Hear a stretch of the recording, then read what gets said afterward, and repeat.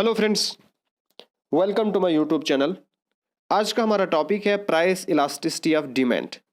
We have started quick revision video series और ये video इस सीरीज की 9th वीडियो है। बहुत ही ज़्यादा इंपॉर्टेंट वीडियो है, इसलिए मैं आपको सजेस्ट करूँगा इस वीडियो को आप एंड तक देखिएगा। और अगर आपको इस वीडियो की PDF चाहिए तो टेलीग्राम पे जाइए, वहाँ पे सर्च करें मालिक ट्यूटोरियल, आपको इस वीडियो की PDF मिल जाएगी। और डिस्क्रिप्शन में आपको लिंक्स मिलेंगी जहाँ पे मैंने complete video lectures on economics, accountancy, mathematics and statics discuss किए हैं। नाउ इन MCQs को डिस्कस करने से पहले मैं आपको सजेस्ट करूंगा कि इस टॉपिक पे मैंने ऑलरेडी डिटेल वीडियो लेक्चर बना दी है, सबसे पहले उसको देखिएगा, उसके बाद इन MCQs को देखिएगा। Now let us start with the first question. हमारे पास पहला क्वेश्चन है, elasticity of demand tells us about the. जो इलास्टिसिटी ऑफ डिमांड है वो हमें क्या बताता है? ठीक है, पहला हमारे पास ऑप्शन है direction of change in quantity demanded in response to change in own price of the commodity. Now जो इलास्टिक होता है, हमारे पास इलास्टिक बैंड्स होते हैं, इलास्टिक रबर्स होते हैं, ठीक है। तो जब उनको आप पुल करोगे, खींचोगे, तो वो किसी भी डायरेक्शन में चेंज हो जाएगी, उनकी कोई प्रॉपर डायरेक्शन नहीं होती है। इसी तरह से जो इलास्टिसिटी ऑफ डिमांड है वो डायरेक्शन नहीं बताती हमें, ओके। इसलिए हमारे पास ए वाला ऑप्शन जो है कैंसल आउट हो गया। उसके बाद हम सी ऑप्शन पे आते हैं, एब्सोल्यूट चेंज। तो हम बिल्कुल भी एब्सोल्यूट चेंज की बात नहीं करते हैं, हम सिर्फ परसेंटेज चेंज की बात करते हैं। जो इलास्टिसिटी ऑफ डिमांड है वहां पे percentage change in the quantity demanded in response to percentage change in own price of the commodity, ठीक है। तो इसका मतलब सी ऑप्शन भी कैंसल आउट हो गया और डी भी कैंसल आउट हो गया। उसके बाद हमारे पास आता है B option, degree of change in the quantity demanded.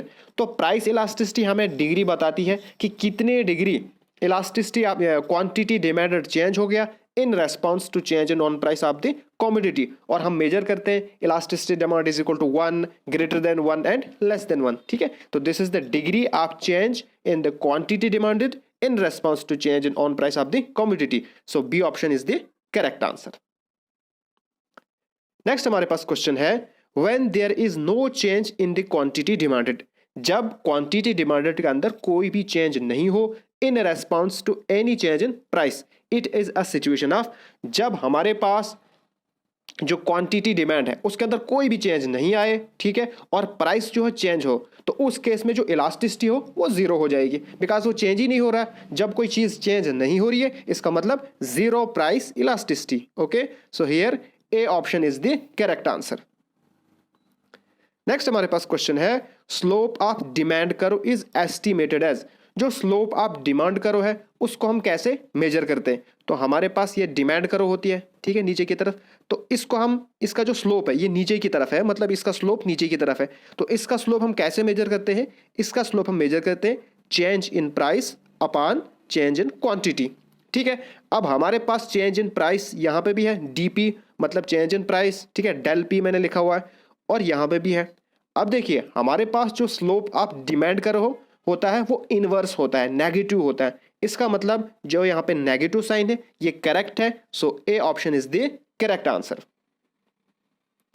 Next हमारे पास क्वेश्चन है, when demand curve is parallel to X axis. Elasticity of demand क्या होगी? ठीक है, जब हमारे पास जो डिमांड करो है वो पैरेलल होगी एक्स एक्सिस के, ठीक है। ये हमारे पास एक्स एक्सिस है, तो जो डिमांड करो है वो पैरेलल है एक्स एक्सिस के। तो इस केस में हमारे पास जो प्राइस है, ठीक है, वो फिक्स होगा और जो डिमांड है वो चेंज होती रहेगी। इसका मतलब जो इलास्टिसिटी ऑफ डिमांड है वो इनफिनाइट होगा, ठीक है, यानी कि परफेक्टली इलास्टिक होगा। तो उस केस में जो डिमांड होती है वो इनफिनाइट होती है। So here D option is the correct answer. उसके बाद नेक्स्ट क्वेश्चन हमारे पास है, on all points of rectangular hyperbola demand करो इलास्टिसिटी ऑफ डिमांड इज। हमारे पास जो रेक्टेंगुलर हाइपरबोला होता है इस टाइप का होता है, ठीक है। यहाँ पे हर एक पॉइंट पे जो इलास्टिसिटी डिमांड होती है वो क्या होती है? देखिए हमारे पास कोई पॉइंट लो यहाँ पे, ठीक है, फिर यहाँ पे, तो यहाँ पे जो चेंज आ गई डिमांड के अंदर, ये वाला बॉक्स और ये वाला बॉक्स, दोनों बॉक्सेस क्या है? इक्वल है। तो हमेशा जो भी पॉइंट आप लोगे तो वहां पे ये बॉक्सेस दोनों इक्वल होगा। जितना चेंज प्राइस के अंदर होगा उतना ही चेंज क्वांटिटी डिमांडेड के अंदर होगा। So here equals to unity, ठीक है। So A option is the correct answer. Next हमारे पास क्वेश्चन है, when elasticity of demand, ED मतलब elasticity of demand is greater than 1, तो उस केस में ये क्या रिप्रेजेंट करता है? देखिए हमारे पास इलास्टिसिटी ऑफ डिमांड होता है 1 के बराबर, ये यूनिटरी करता है, यूनिटरी इलास्टिसिटी ऑफ डिमांड। जब इससे छोटा होगा तो हो गया हमारे पास लेस देन यूनिटरी इलास्टिक, जब इससे बड़ा होगा हो गया हमारे पास ग्रेटर देन इलास्टिक। तो ग्रेटर देन इलास्टिक को हम कहते हैं elastic demand. So here A option is the correct answer. Next हमारे पास क्वेश्चन है when percentage change in demand is less than percentage change in price. जब चेंज इन डिमांड, जो परसेंटेज चेंज है डिमांड के अंदर, वो कम होगी as compare to the percentage change in price, तो उस केस में डिमांड क्या होगी? अब देखिए जो डिमांड है वो कम चेंज हो रही है, वो कम इफेक्ट हो रही है, इसका मतलब ज्यादा इलास्टिक नहीं है। ठीक है, जो ज्यादा इलास्टिक होगा वो ज्यादा चेंज होगा। जैसे हमारे पास जब कोई रबर बैंड ज्यादा इलास्टिक होगा तो और ज्यादा चेंज होगा, जो कम इलास्टिक होगा तो वो कम चेंज होगा। तो जो परसेंटेज चेंज है डिमांड में वो लेस है, वो कम चेंज हो रही है, इसका मतलब क्या होगा? वो लेस देन यूनिटरी इलास्टिक। ठीक है, so here D option is the correct answer. बहुत सारे बच्चे इसको क्या करते हैं, ए ऑप्शन पे जाते हैं कि perfectly in elastic, but perfectly in elastic का मतलब है बिल्कुल भी चेंज नहीं हो रहा है। ठीक है, बट यहां पे जो है चेंज हो रहा है, कम चेंज हो रहा है, इसलिए less than unitary elastic is the best option. So here D option is the correct answer. Next हमारे पास क्वेश्चन है when slope of demand curve is 0। जब स्लोप ऑफ डिमांड करो 0 होगा उस केस में इलास्टिसिटी ऑफ डिमांड क्या होगी? अब देखिए स्लोप ऑफ डिमांड करो होता है change in price upon change in demand. ठीक है, अब ये क्वांटिटी 0 कब होगी? मतलब डिमांड करो का जो स्लोप है वो 0 करना है, इसका मतलब ये क्वांटिटी 0 होगी। अब ये क्वांटिटी सिर्फ उसी केस में 0 होगी जब इसका न्यूमरेटर 0 होगा, बिकॉज अगर डिनोमिनेटर 0 होगा तो ये नॉट डिफाइंड बनेगी, यानी कि अगर न्यूमरेटर भी 0 डिनोमिनेटर भी 0 तो ये नॉट डिफाइंड हो जाएगा। ठीक है, और अगर सिर्फ नीचे वाला 0 होगा यानी कि डिनोमिनेटर 0 होगा तो उस केस में इनफाइनाइट बनेगा। लेकिन हमारे पास जो डिमांड करो का स्लोप है वो 0 है, तो 0 सिर्फ उसी केस में होगा जब प्राइसेस हमारे पास 0 होगी। ठीक है, इसका मतलब जो प्राइसेस है वो बिल्कुल भी चेंज नहीं हो रही है, लेकिन जो डिमांड है वो चेंज हो रही है। ठीक है, वो काफी ज्यादा चेंज हो रही है, प्राइस कांस्टेंट है। तो हमारे पास जो ग्राफ होता है जब हमारे पास प्राइसेस बिल्कुल सेम रहती हैं, ठीक है, तो डिमांड चेंज हो रही है। ठीक है, तो इस केस में हमारे पास इलास्टिसिटी ऑफ डिमांड होती है इनफाइनाइट। ठीक है, so here C option is the correct answer. Next question है the elasticity of demand for a product will not be higher when. Elasticity of demand कब ज्यादा नहीं होगी, मतलब कब वो ज्यादा चेंज नहीं होगी, किस केस में नहीं होगा? पहला हमारे पास है more substitute for the products are available. Now जब ज्यादा सब्सटीट्यूट अवेलेबल होगा जो इलास्टिसिटी है वो काफी हाई होगी। जैसे पेप्सी एंड कोका कोला की बात करेंगे हम, अगर दोनों जो बोतल्स हैं वो 30 में मिलती है और पेप्सी की प्राइस 31 हो गई, सिर्फ 1 रुपए भी बढ़ गई, तो आप पेप्सी को नहीं खरीदोगे बिकॉज उसकी प्राइस 1 रुपए ज्यादा हो गई, आपको जो 30 में मिलेगी वही खरीदोगे आप। तो जब ज्यादा सब्सटीट्यूट अवेलेबल होंगे उस केस में जो इलास्टिसिटी ऑफ डिमांड है वो काफी हाई होगी। ठीक है, इट हैज सेवरल यूजेस, तो जब बहुत सारे यूजेस होंगे उस केस में भी हायर इलास्टिसिटी होगा।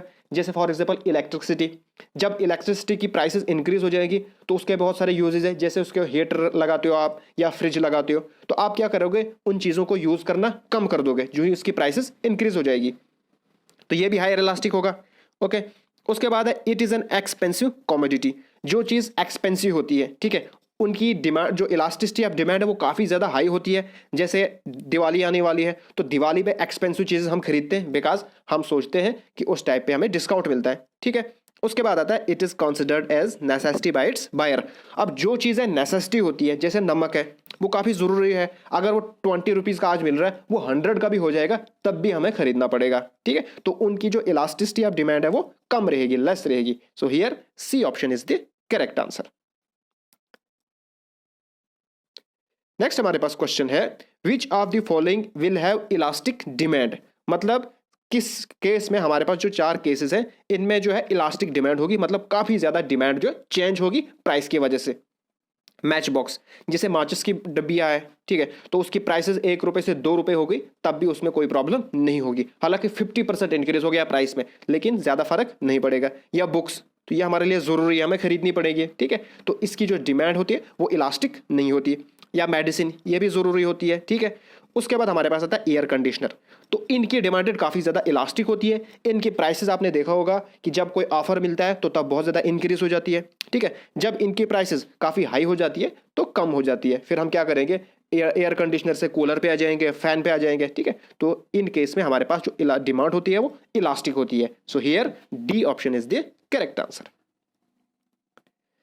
नेक्स्ट हमारे पास क्वेश्चन है, which of the following statement is incorrect. हमने बतानी है कि हमारे पास जो गिवन स्टेटमेंट है उनमें से कौन सी स्टेटमेंट गलत है, ठीक है। तो पहला स्टेटमेंट है, higher numerical value of elasticity means larger effect of price change on the quantity demanded. जब जो न्यूमेरिकल वैल्यू होगी वो हायर होगी, मतलब फॉर एग्जांपल वो 5 है, ठीक है, इलास्टिसिटी डिमांड 5 है, क्या इसका मतलब ये हुआ कि जो प्राइस का इफेक्ट है वो काफी ज्यादा पड़ गया डिमांड के ऊपर? बिल्कुल, बिकॉज इलास्टिसिटी ऑफ डिमांड जब ग्रेटर देन 1 होता है तो हायर इलास्टिक होता है, ठीक है। तो इसका मतलब पहला वाला स्टेटमेंट ठीक है। उसके बाद आता है बी ऑप्शन पे, elasticity of demand establish a quantitative relationship between quantity demanded for a commodity and its price while other factors remaining constant। तो जब भी हम इलास्टिसिटी ऑफ डिमांड की बात करते हैं तो हम सिर्फ क्वांटिटी की बात करते हैं, हम क्वालिटी की बात नहीं करते। हम सिर्फ ये कहते हैं कि कितनी क्वांटिटी चेंज हो गई, क्या हो गया, ठीक है। हम कभी भी किसी प्रोडक्ट की क्वालिटी के बारे में बात नहीं करते कि इसकी क्वालिटी अच्छी है या बुरी है, ठीक है। तो this statement is also correct. उसके बाद हमारे पास आता है थर्ड ऑप्शन, द डिमांड करो for all commodities which have unitary elastic demand will have rectangular hyperbola. तो ये भी डेफिनेटली राइट है, बिकॉज हमारे पास जो रेक्टेंगुलर हाइपरबोला होता है इसमें हमेशा हर पॉइंट पे जो इलास्टिसिटी ऑफ डिमांड है वो यूनिटरी होता है। तो पहला भी ठीक है, बी भी ठीक है और सी ऑप्शन भी ठीक है।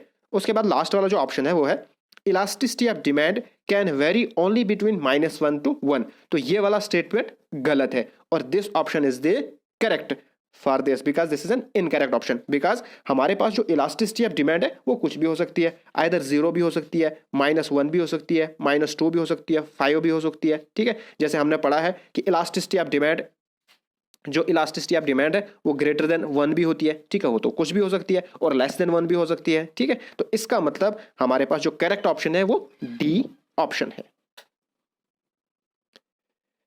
नेक्स्ट हमारे पास क्वेश्चन है, the demand for a product would be more in elastic.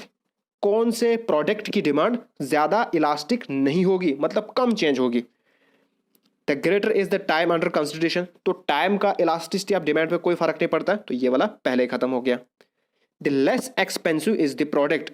जो प्रोडक्ट कम एक्सपेंसिव होगा तो डेफिनेटली उस केस में मोर इन इलास्टिक होगा, कोई भी चेंज नहीं होगा। बिकॉज जैसे फॉर एग्जाम्पल हमारे पास सॉल्ट है, ठीक है, सिर्फ 20 रुपए का मिल रहा है, या कोई छोटी छोटी चीजें हैं, ठीक है, तो उनका ज्यादा कोई फर्क नहीं पड़ता है। जो चीज जितनी कम एक्सपेंसिव होगी, जो इलास्टिसिटी ऑफ डिमांड है वो उतनी कम होगी। So B option is the correct option. हम थर्ड ऑप्शन पे जाते हैं, the greater is the number of substitute available. जिसके जितने ज्यादा सब्सटीट्यूट अवेलेबल होंगे वो उतना ही ज्यादा इलास्टिक होगा। So B option is the most appropriate answer. Next हमारे पास क्वेश्चन है, What would be the nature of elasticity of demand for given goods?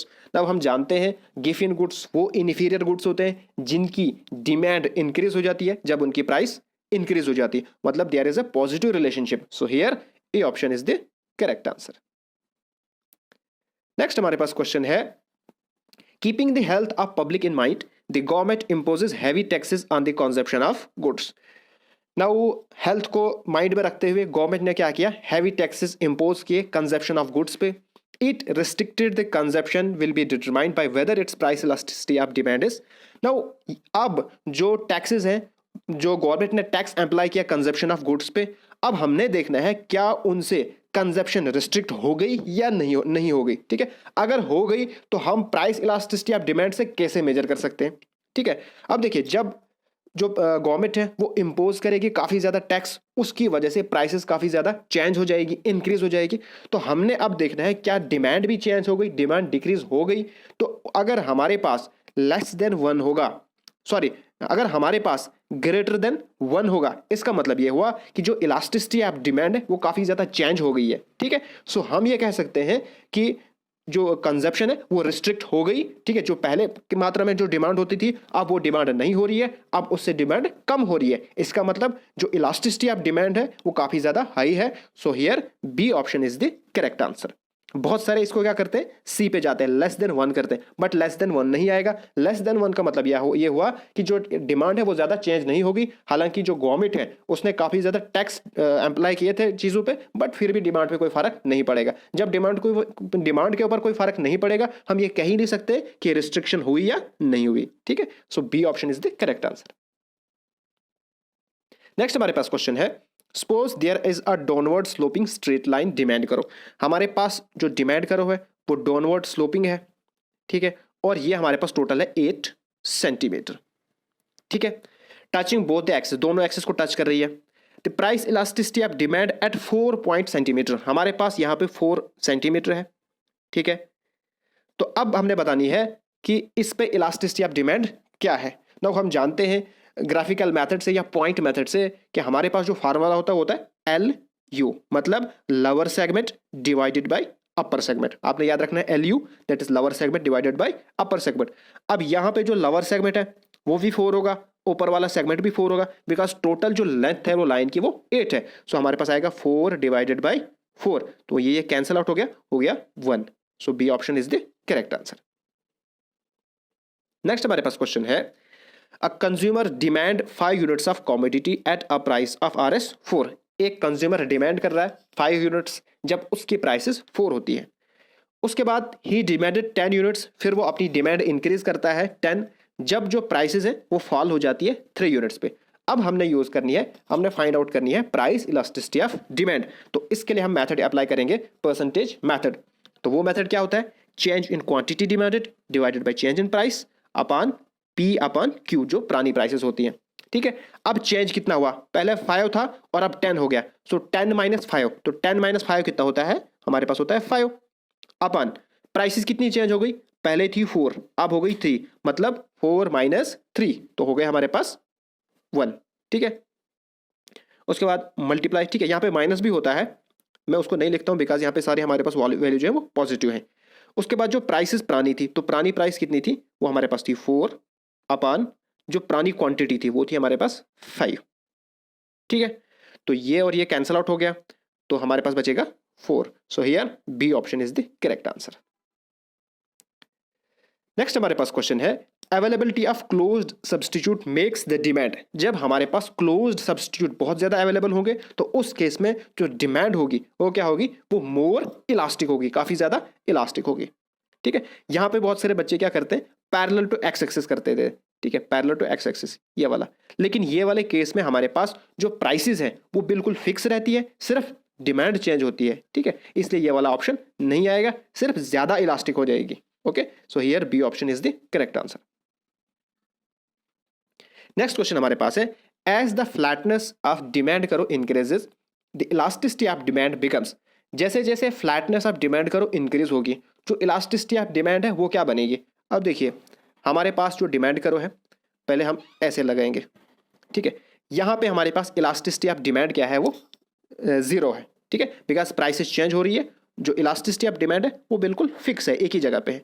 फिर क्या हो रही है, फिर थोड़ी थोड़ी चेंज हो गई, अब देखिए फिर ऐसे हो जाती है, ठीक है। अब जब ऐसे हो जाती है तो यहाँ पे क्या होती है, 1 होती है, इलास्टिसिटी ऑफ डिमांड 1 हो, पहले 0 थी, ठीक है, पहले नीचे की तरफ थी तो 0, अब थोड़ी फ्लैट होनी शुरू हो गई, ऐसे जैसे हो गई तो हो गई 1, ठीक है। अब इसी तरह से जब ऐसे हो जाएगी बिल्कुल आगे की तरफ, तो उस केस में इलास्टिसिटी ऑफ डिमांड क्या हो जाती है, इनफाइनाइट हो जाती है। तो इसका मतलब जितनी ज्यादा फ्लैट हो जाएगी, जो इलास्टिसिटी ऑफ डिमांड है वो हायर हो जाएगी। सो here A option is the correct answer. Next हमारे पास क्वेश्चन है, for a commodity del P upon P is equal to 0.2 and elasticity of demand is 0.3, ठीक है, माइनस माइनस दोनों जगह है।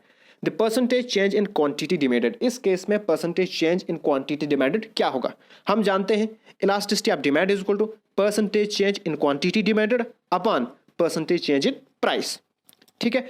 अब हमारे पास जो del P अपॉन Q है वो होता है परसेंटेज चेंज इन प्राइस। हमारे पास गिवन है इलास्टिसिटी ऑफ डिमांड कितना, -0.3, ठीक है, तो क्योंकि यहां पे हमारे पास है इसलिए हमने यहां पे ये लिखा, ओके।